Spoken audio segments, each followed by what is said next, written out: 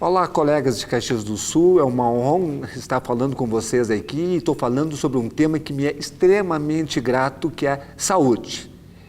E eu sou formado há 37 anos, sou ortopedista, médico do esporte. Nos primeiros 27 anos, 25 anos, eu me dediquei muito ao estudo da doença ortopédica, como todos nós ortopedistas. E nos últimos 12 anos eu estou cada vez mais estudando saúde. Nós médicos, eu quero falar com vocês também sobre 8 temas polêmicos no estudo do desenvolvimento da saúde. O primeiro tema é que nós médicos não fomos preparados para trabalhar com saúde. Apesar de sermos considerados profissionais de saúde, apesar de sermos líderes de equipe de saúde, nunca tivemos uma aula de desenvolvimento da saúde. Nunca tivemos aula de alimentação voltada para a saúde, nunca tivemos aula de atividade física voltada para a saúde, nunca tivemos aulas de temas de saúde, não aprendemos técnicas de higiene do sono e assim por diante. Nós somos especialistas em doenças e por ser especialistas de doenças, nós temos que ser cobrados no tratamento da doença. Dificilmente a gente encontra no meio médico profissionais que trabalham a saúde. E isso aqui foi o que me motivou a entrar nessa linha e tentar abrir um pouquinho essa concepção da saúde, onde a gente pode desenvolver a saúde a níveis bem altos da nossa capacidade física. Inicialmente, nós precisamos substituir o paradigma da doença pelo paradigma da saúde. Paradigma não é verdade científica. Paradigma significa aquilo que eu acredito que eu devo estudar para conseguir chegar lá. No paradigma da doença que nós fomos educados, nós acreditamos que a doença é inevitável e por mais que nós façamos, inevitavelmente iremos adoecer.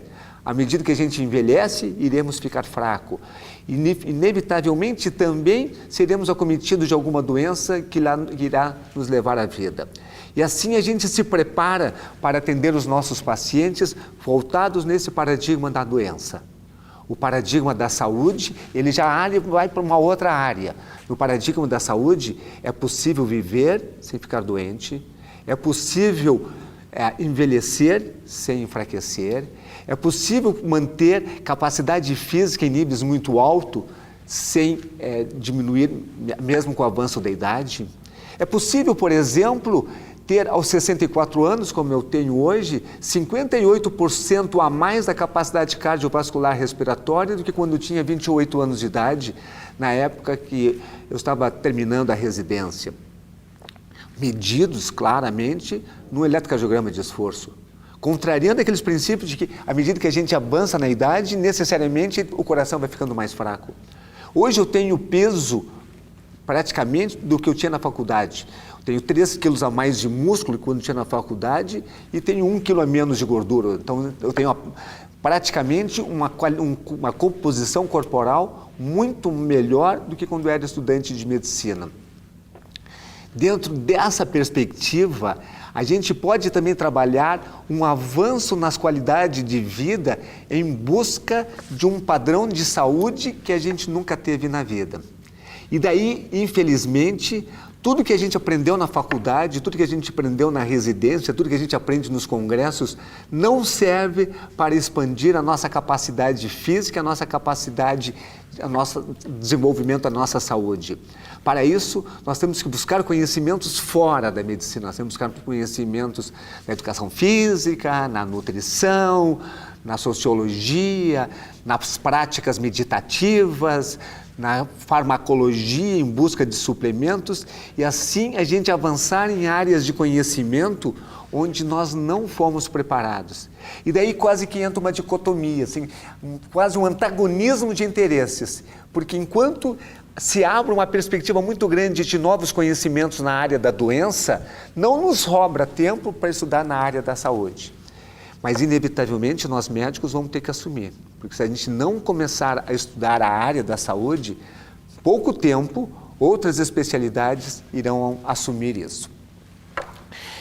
Uma outra coisa que nós temos que trabalhar aqui, um terceiro ponto polêmico é prevenir doença não é a mesma coisa que promover a saúde.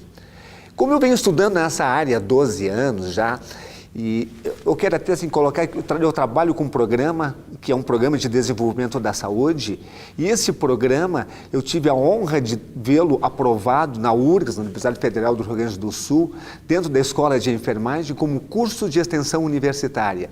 E lá dentro da URGS, a gente começa a desenvolver programas de desenvolvimento da saúde para a comunidade acadêmica e para, inclusive, vários médicos estão fazendo esse programa comigo. E dentro disso, as pessoas assim, Uronal, o teu esquema é prevenir doença. Não. A saúde não fala em prevenção de doença. A saúde fala em promoção da saúde, e que é completamente diferente. Prevenir doença, por exemplo, que eu fiz durante muito tempo na minha vida, diz assim, levante um peso do chão, dobrando o joelho para não ter problema de coluna. Sim, isso é prevenção de doença. Outro exemplo de prevenção de doença, se tomar banho quente, não pise no chão frio e não pegue corrente de ar fria para não ficar resfriado.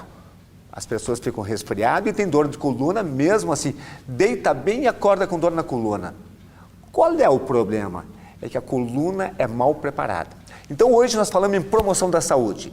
Nós temos que ter uma musculatura em torno da coluna tão forte, que mesmo que eu pegue o peso todo torto, eu não vou ter dor na coluna. Nós temos que ter uma imunidade tão alta, que mesmo tomando banho de água quente, pisando no chão frio, pegando uma correnteza de ar frio, nós não vamos ter problema de resfriado. Promover a saúde é estimular o nosso lado positivo que vai proteger contra a doença. Dentro dessa linha da medicina regenerativa, vamos chamar assim, porque não tem um nome bem claro, existe uma analogia da árvore. Prevenir doença é como se eu pegasse uma árvore e ancorasse estacas nos galhos das árvores para que num temporal não se quebrasse os galhos das árvores. Isso é prevenir doença. Promover a saúde é estimular a nutrição dessa árvore através de um solo bem adubado, de tal forma que a árvore desenvolva galhos fortes e resistentes e que não sejam quebrados durante um temporal. Olhar para a saúde não é a mesma coisa que olhar para a doença com o fator de prevenir. Um quarto ponto que eu quero trazer para vocês é que genética não tem importância na saúde. Como assim? Não acredita em genética? Claro que eu acredito. Mas vou contar para vocês uma história pessoal. Minha mãe morreu de câncer de intestino. Minha avó paterna morreu de câncer de intestino. Logo, eu tenho genética para câncer de intestino. Dizem os proctologistas de que eu tenho 40% de chance estatística de desenvolver câncer de intestino. Não tenho, não vou ter, não vou morrer de câncer de intestino. Como é que eu posso saber? Porque, paralelamente à genética, existe uma outra ciência recente, talvez 10, 15 anos, que ela está muito em evidência, chamada epigenética. A epigenética é o bloqueio ou a liberação do gene. Imaginando assim que esse meu relógio fosse o gene para o câncer de intestino. A epigenética bloqueou esse gene.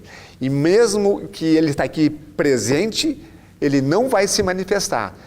Enquanto eu tiver uma epigenética forte em cima dele, eu não terei câncer de intestino. E quanto mais eu acrescentar dados de proteção contra esse gene, mais seguro eu vou ter que não vou ter câncer de intestino. Então eu pergunto, o que é importante? A genética que está no nosso código ou a epigenética, que é envolvida por ações ambientais? Não é por menos que todo aquele carnaval que nós fizemos lá em 2003, na época do descobrimento do genoma humano, que assim, agora a ciência vai evoluir, a medicina vai evoluir, caiu-se no descrédito, não serve para nada. Não adianta, por exemplo, uma mulher fazer um genoma e ver que não tem gene para câncer de mama, quando a gente sabe que talvez a maioria dos cânceres de mama são de mulheres que não têm história familiar. Então, a epigenética que é importante. E dentro da epigenética, a questão de 3 ou 4 anos, na revista Science, foi em 2002. Em 2002, a revista Science colocou muito claramente de que que o melhor momento para cuidar da saúde do nosso filho é 1 ano antes da concepção.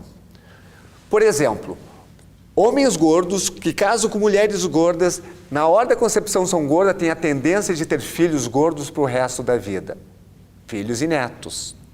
Claro, é genética, mas fizeram trabalhos mostrando homens gordos que emagreceram, casando com mulheres gordas que emagreceram, magros na hora da concepção, tiveram filhos com tendência a ser magros e netos na primeira geração para o resto da vida.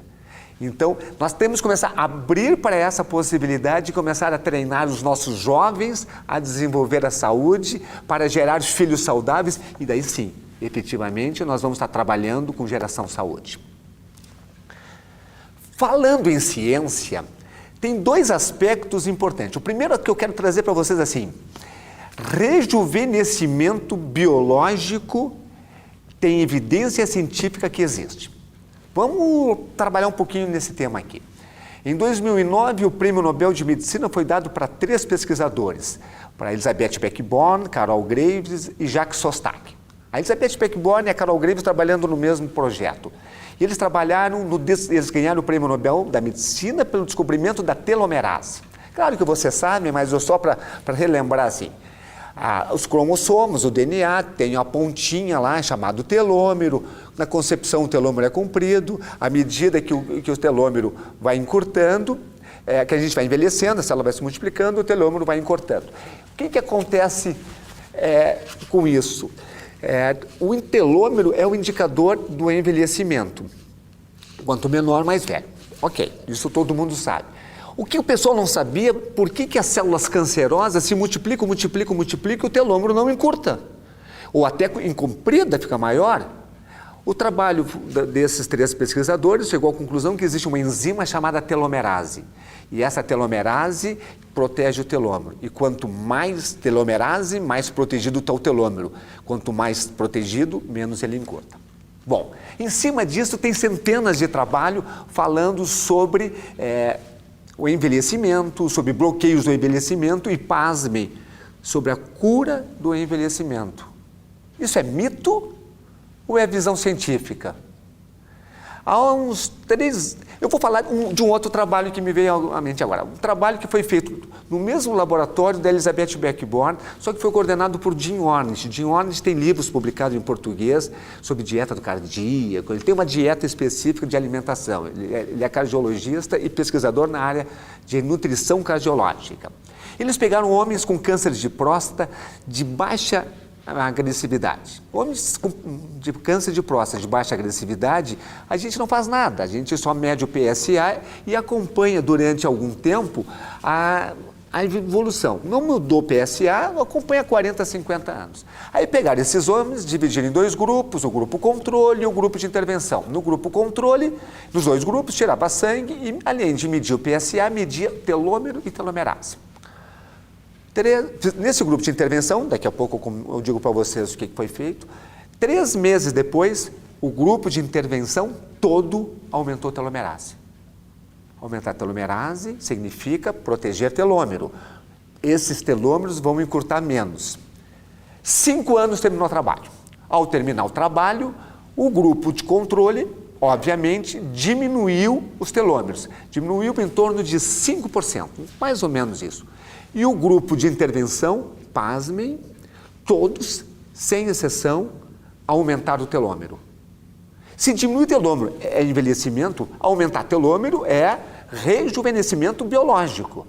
Então, contrariando, já quebrando um outro paradigma que a gente tinha, assim, não existe rejuvenescimento, assim que nós aprendemos. Existe, está provado e está provado por um trabalho de consistência de um prêmio Nobel. Quais foram as 4 coisas, as 4 intervenções que que os cientistas fizeram com esse grupo de intervenção? Primeiro, aumentaram o nível de atividade física. Segundo, mudaram a alimentação para ter uma alimentação mais saudável.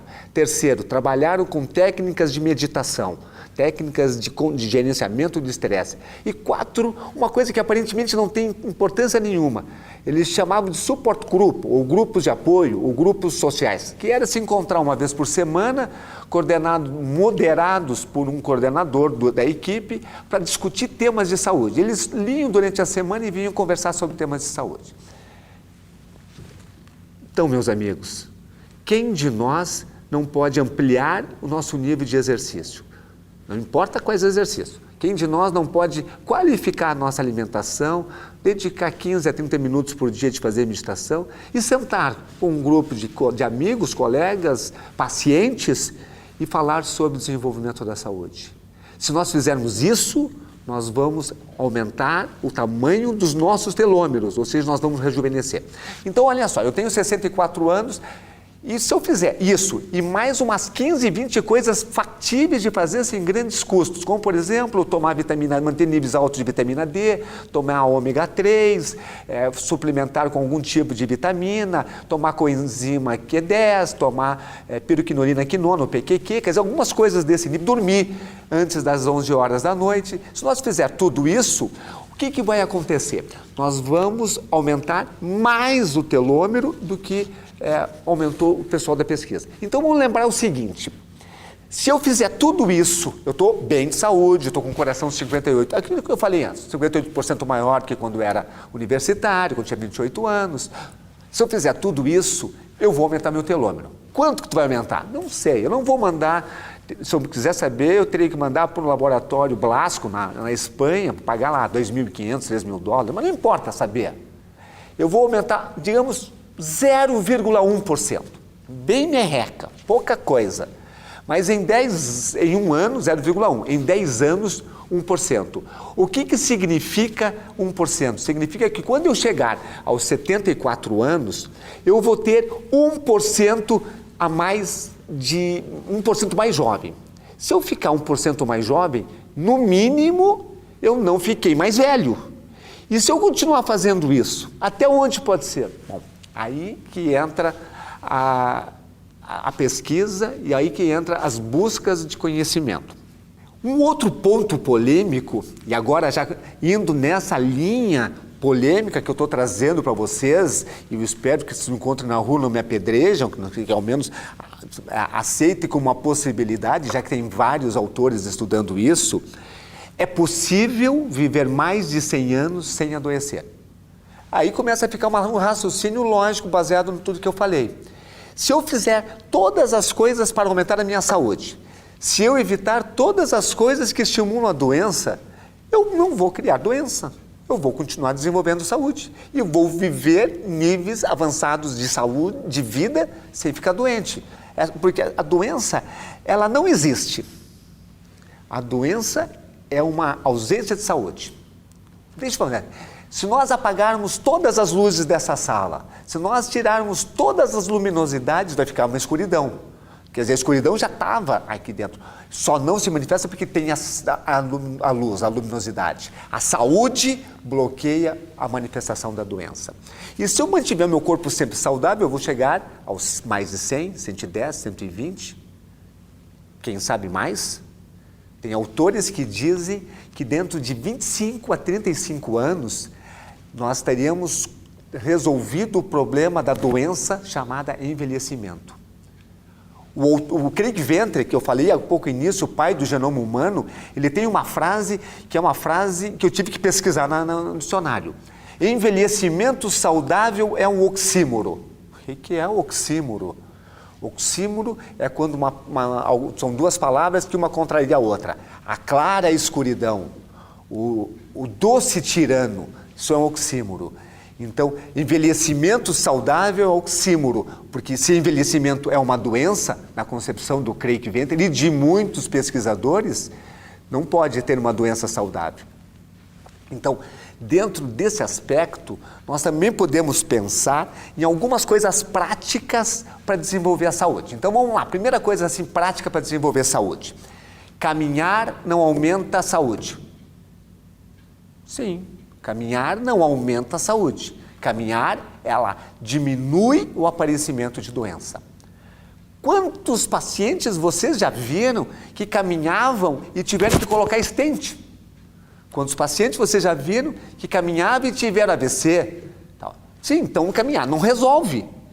Ele adia, ele aumenta um pouquinho a dificuldade para a doença se manifestar. Caminhar, ele é um fator de relaxamento. Para desenvolver saúde, nós temos que medir. Aí que entra um detalhe. Tudo isso que eu estou falando não teria valor nenhum se não existissem indicadores de saúde que a gente mede. Para coração, a gente pode fazer 2 indicadores básicos, eletrocardiograma de esforço, levando o indivíduo até o limite final, ou fazer um teste de Cooper e a gente mede o VO2 do indivíduo. A massa muscular, a gente mede com a composição corporal, através de uma bioimpedância, através das pregas cutâneas, e assim a gente pode medir colesterol, triglicerídeo, glicose, podemos medir evidências de saúde. E a gente vai ver que caminhar não aumenta, não cura a doença. E por falar em curar doença, todas as doenças degenerativas têm cura. Sim, todas as doenças degenerativas têm cura. Nesse programa que eu trabalho, que é o PROCER, que é um programa de desenvolvimento de saúde integral, no ano passado, nos últimos 6 grupos, nós trabalhamos com grupos de 25 a 30 pessoas, nos últimos 6 grupos, 100%, absurdamente elevada a taxa dos 23 pacientes com pressão alta, todos pararam de tomar medicamento nos 90 dias. E todos que tinham problema de doenças ortopédicas, isso é um padrão em todos os grupos, em menos de 60 dias eles param de tomar remédio para as doenças ortopédicas, seja lombalgia, tendinites, bursites, sinovites artrósicas e outras coisas mais. As doenças degenerativas, pressão alta, diabetes, problema de colesterol, as doenças degenerativas musculoesqueléticas, todas têm cura. Basta eu desenvolver a saúde. Tratar doença não aumenta a saúde. E aumentar a saúde cura as doenças. Se eu tratar uma pressão alta, eu vou diminuir a pressão alta, mas não quer dizer que esse indivíduo ficou com mais saúde. Agora, se eu pegar um indivíduo, continuar dando remédio da pressão alta, continua tomando teu remédio, mas vai lá, vai fazer musculação, vai fazer corrida, melhora tua alimentação, faz meditação, vai dormir antes das 11 horas da noite. Só essas 5 coisas, em 60, 90, 120 dias, ele começa a ficar com tontura e vai ter que diminuir a medicação e até eliminar a medicação. Aumentar a saúde é a mesma coisa que eliminar a doença. Uma outra coisa que fica muito claro, assim, todo mundo fala que nós estamos numa epidemia da obesidade e nós temos que fazer programas coletivos de combate à obesidade e de emagrecimento. Nenhum programa de emagrecimento funciona. Nenhum. Todos os programas de emagrecimento, eles fazem mais mal que bem. E eu posso falar porque há 12 anos atrás eu criei um programa que eu quis assim, eu vou fazer o melhor programa de emagrecimento. É fácil. Para fazer um programa de emagrecimento melhor, eu pego os 50 tidos como melhor, estudo todos eles, tiro os 30 que não têm fundamento científico, fico com os 20 que tem alguma base fisiológica no corpo, pego o que tem de melhor em cada um, faço uma seleção e pá, eu estou com o melhor programa de emagrecimento. Chamei de Reforma.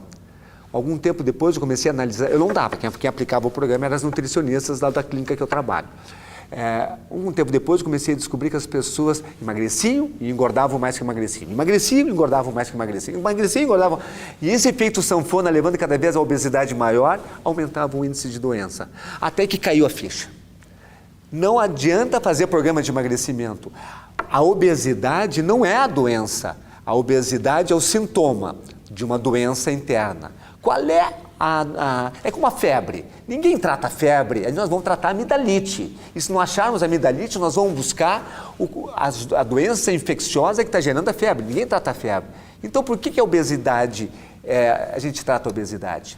E qual é a doença interna que traz a obesidade, que leva a obesidade como sintoma?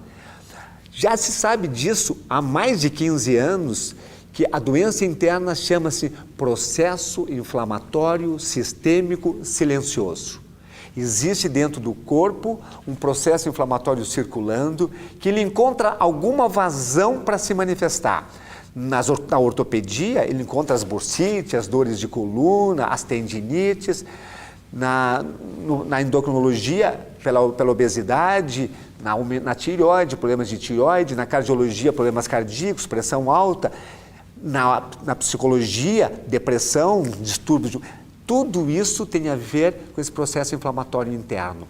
E tudo, inclusive as doenças mais graves, Alzheimer, Parkinson, câncer, lá no fundo tem um processo inflamatório interno. Nós podemos avaliar a inflamação baseado em alguns exames de sangue. BSG, proteína C reativa, a insulinemia, a homocisteína, a vitamina D baixa também tem muita inflamação. Ou então em laboratórios a gente trabalha toda aquela gama da família das interleucinas e tal. Se a obesidade é consequência da inflamação, eu tenho que tratar a inflamação, eu tenho que aumentar o nível de saúde para diminuir a inflamação e automaticamente o corpo elimina a gordura. Colegas, eu espero que eu tenha conseguido trazer um pouquinho daquilo que eu trabalho, daquilo que eu estudo. E gostaria de que conseguisse tocar alguns de vocês. E que vocês começassem a pensar um pouquinho, não em largar a nossa medicina, porque é onde a gente foi preparado e é onde a gente está ajudando as pessoas a terem menos doença. Mas vamos olhar também um pouquinho e dedicar uma parte do nosso tempo a ajudar os nossos pacientes a desenvolver saúde. Eu estou completamente à disposição de vocês. O meu e-mail é uronal@hotmail.com. Eu trabalho em Porto Alegre na clínica UG Trauma e eu estou completamente à disposição para conversar com vocês em qualquer momento para aprofundar esse sistema de saúde. Obrigado e é uma honra novamente ter podido estar aqui com vocês falando sobre esse tema da saúde. Até mais.